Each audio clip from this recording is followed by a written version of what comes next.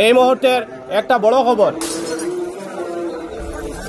অবশেষে সামনে এলো বরাক উপত্যকার বহু প্রতীক্ষিত টানটুর উরুস মাহফিলের তারিখ। আগামী 30 জানুয়ারি বৃহস্পতিবার টানটুর দরবার শরীফে অনুষ্ঠিত হবে উরুস মাহফিল।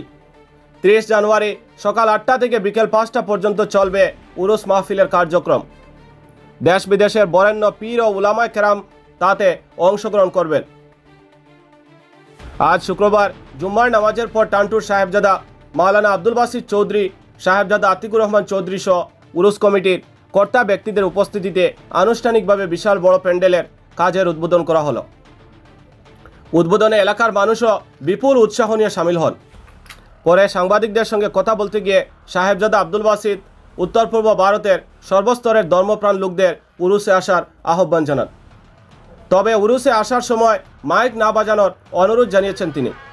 মাইক বাজিয়ে অন্যকে কষ্ট দিয়ে মাহফিলে আসাকে তিনি রীতিবিরুদ্ধ বলে জানিয়েছেন।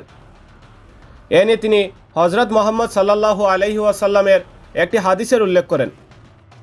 আমি আহ্বান রাখছি এবং এই উরুস মাহফিলে আসার সময় অনেক যুবক প্রিয় ভাইরা আপনারা মাইক নিয়ে চলে আসেন।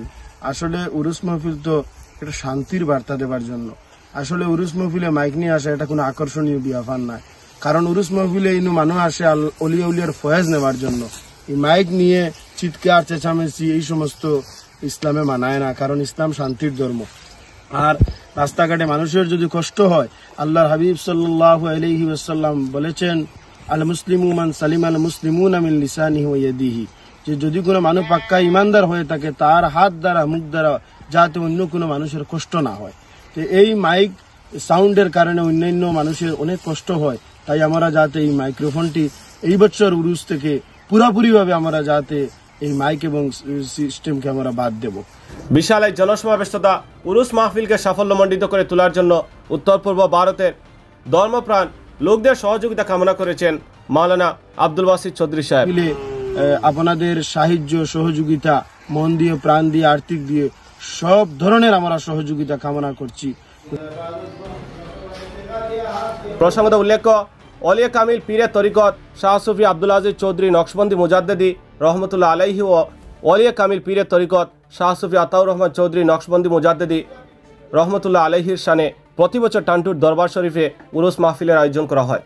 রাজ্য ও বহিরাজ্য এবং বহির্দেশ থেকে বহু মানুষ এই উরুস মাহফিলে এসে সামিল হন। এবছরও এর ব্যতিক্রম হয়নি। উপত্যকা সহ উত্তর পূর্ব ভারতের বিভিন্ন এলাকার মানুষ এই মাহফিলের জন্য অধীর আগ্রহে অপেক্ষা করছিলেন। বহু প্রতীক্ষার পর এবার উরুসের তারিখ ঘোষণা করা হয়েছে। আগামী 30 জানুয়ারি টানটুর দরবার শরীফে প্রতি বছরের মতোই হাজার হাজার মানুষের উপস্থিতিতে এই মহতী অনুষ্ঠানের আয়োজন করা হবে। সকাল 8টা থেকে বিকেল 5টা পর্যন্ত চলবে মাহফিলের কার্যক্রম। এতে দেশ বিদেশের বরেণ্য অলি ও উলামায়ে কেরাম উপস্থিত থাকবেন। উত্তর পূর্ব ভারতের বিভিন্ন স্তরের মানুষকে এই মাহফিলে অংশগ্রহণের জন্য উরুস কমিটির পক্ষ থেকে আন্তরিক আহ্বান জানানো হয়েছে।